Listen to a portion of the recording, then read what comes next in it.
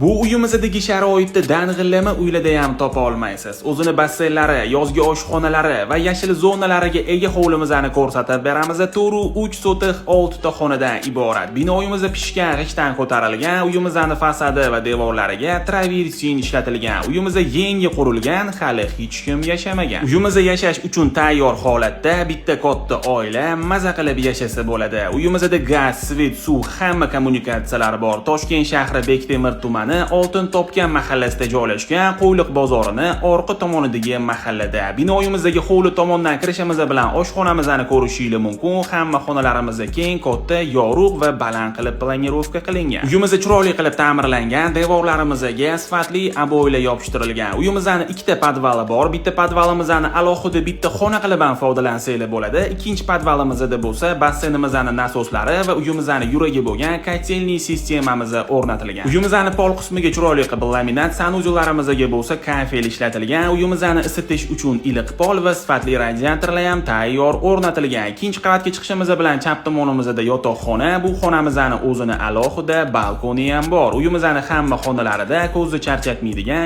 yorqin ranglar ishlatilgan. Bu yoqda bo'lsa ota-onalar uchun yotoqxonamiz joylashgan. Bu xonamizning o'zini alohida sanuzeli bor. Ikkinchi qavatga chiqishimiz bilan o'ng tomonimizda bolalar uchun yotoqxona, bu xonamizning ro'parasida ham ota-onalar uchun yotoqxonamizni ko'rishingiz mumkin. Joy egalari uyimizni 148 ming dollar deyishyapti. Yana kelishadigan joyi bor ekan, bemalol murojaat qilsanglar bo'ladi. Telefon raqamlarini yozib qoldiramiz.